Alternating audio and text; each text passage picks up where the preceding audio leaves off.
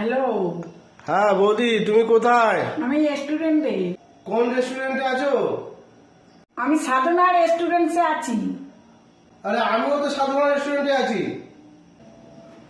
রেস্টুরেন্টে যে একা একা খাবো তারও জোর নেই। এই তো আমি, পেছন দিকে তাকাও।